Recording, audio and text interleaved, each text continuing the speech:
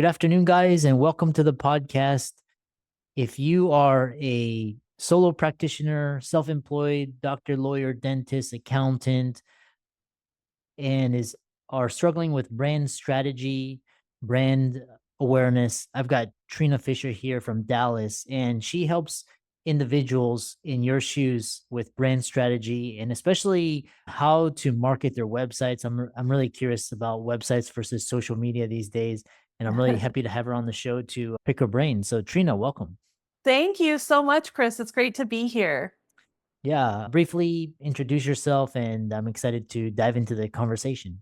Yeah, so I'm Trina Fisher, and I am one of the co-founders of LeftRightLabs. And we're an award-winning branding and web agency, and we help thought leaders reinvent their brand, their business, and their life online. Okay. Yeah, interesting. And what is interesting is you are the creative brand visionary of Left Right Labs, Yes. and you are a ENFJ. So how does that help with when you're working with clients? How did those skills and experiences help? Yes, so I definitely think part of the name of Left Right Labs is bringing together the left brain and the right brain because as a thought leader, you tend to think the way that you're wired. And so we're not always thinking about the different kinds of audience members that might be coming to us. So we're very intentional about always bringing that left right brain component to the table. And when you're in the lab, you're setting measurables, you're really tracking what you're doing, which is very different for most branding agencies. There's a lot of times people just think it's very subjective. So for me, I being an ENFJ, I'm the outgoing, the right brain, the relationship one, and my business partner Gretchen is the left brain, very systems driven, engineering, the much quieter one. Oh, yeah. So the next question I have for you is because we were talking in the backstage in the green room, and you're talking about, for example, doctors, lawyers, they really don't have time to learn technology. They're really got to focus on their skills, just Mm. helping their clients. Uh, One thing I have question for you is a website these days and the purpose. And is it better? What is better, a website or social? Because most people are on social media. People go to website, but is it becoming the way like blogs? Talk about difference between website and social media. Absolutely. I think a lot of people are on social media all the time, so you have to have that presence no matter what. But let's say somebody hears you and they're hearing you speak on social media or on a stage, or maybe they hear you on a podcast. You're sending them somewhere. At the end of the day, all roads are going to lead back to a website, right? There's got to be a place for them to book an appointment with you to learn more about your packages or your services. So it's one of those things that it's funny you bring it up because websites have been forgotten so much. We're spending all our time and our energy on social media and public speaking and all of that. But then when someone hears you and they're so excited about what you offer, and then they go to this crusty old website, are they really going to trust that you can deliver on what you're teaching them? So it's really important to think about all those different aspects of your brand and how they fit together. They're all part of a funnel. Yeah, it's quite because, for example, like my website is monetized, but I'm like, when you compare it to social media and the reach that social media has, it's like social media reach is like tremendous. I was just curious because you were saying like doctors and lawyers, they don't know how to use websites. And so I was just curious, our website's going to become obsolete, but I really don't see that happening. I think that really depends on the business model. If you're someone where yeah. you're doing most of your selling through DMs and you can do that because it's more based on consulting, that's great. And that might be the model that works for you. And you might not need a website. But for somebody who is a practitioner or a professional that has various different packages and ways that you're helping support your clients, that's when a website's really important for them to go and see and build that extra layer of trust. So it's a both and depends on your industry. Yeah. Here's an interesting question because I think probably 99% of guests I've talked to, coaches or whatever, marketers, they always say your client avatar, your ideal client. Who is your ideal client? But you're talking about why starting with an ideal client is a bad idea. So why is it? Yes, that's a great point. Your ideal client is important. So I'm not denying that.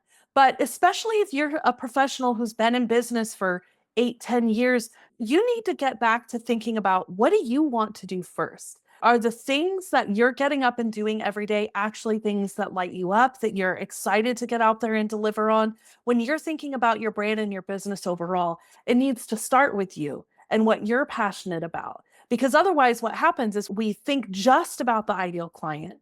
And then we get into this mode where we start to dislike what we've offered and we grumble anytime they're asking for that service. Guess what? You're the one that put it on your website.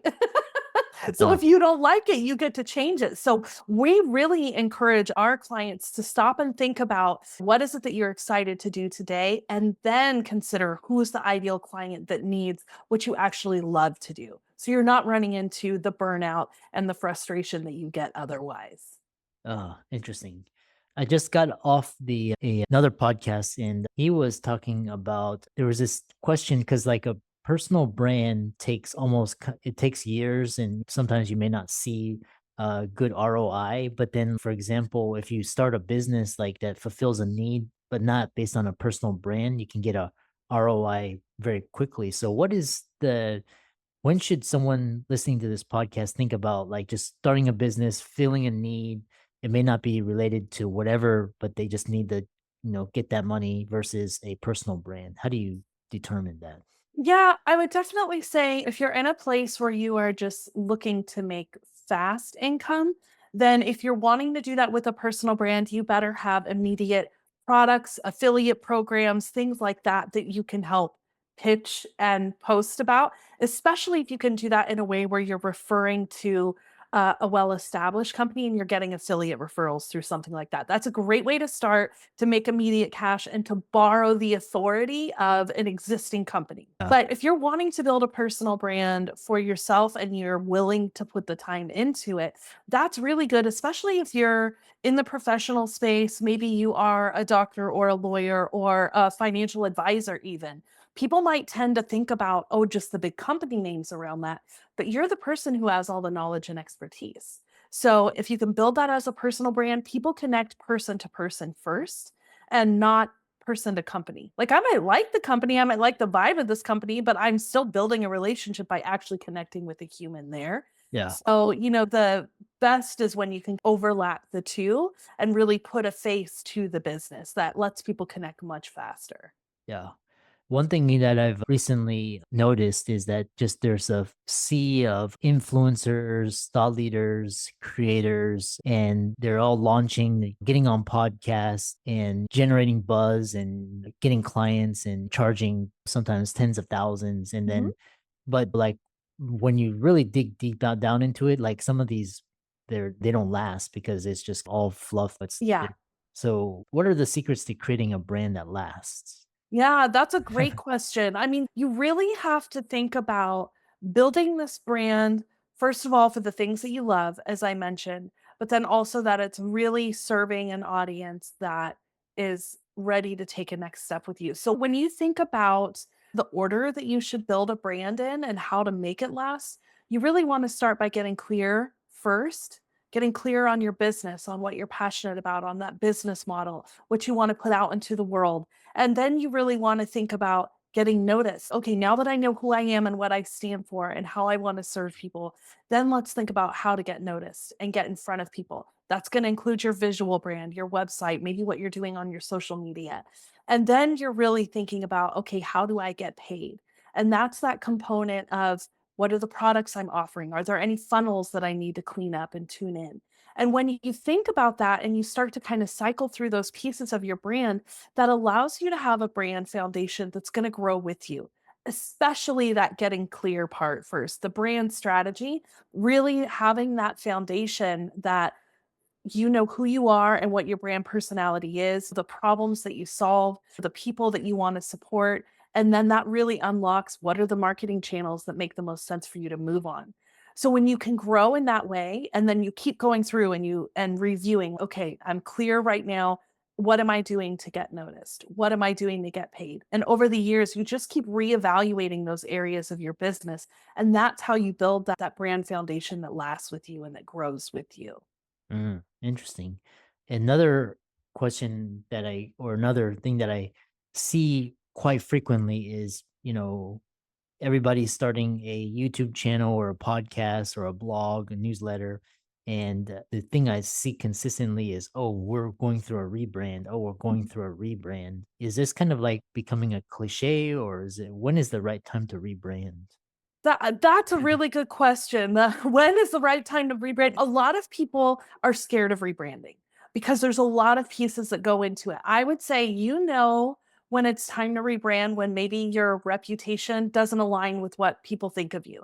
So, how I mentioned before, if you're speaking from stage and people think you're offering one thing, and then they go to your website and they're like, none of this matches up, then honey, you better rebrand. If you're Maybe you're in a place where you're not even looking for a rebrand, but you're looking for a refresh. Maybe a little bit of your message has changed or the products that you want to offer have changed. Then that's a good time to be asking the question, do I need to upgrade where I'm at? Do people look at me and my authority and assume one thing? And then when they go to take the next step, it just is a total mismatch. So it's really about what's your current reputation. And that's what branding is. Branding is all about your reputation. So it's about what people say about you when you're not in the room. So it's the trust you've created, the quality of your products and services, your customer reputation.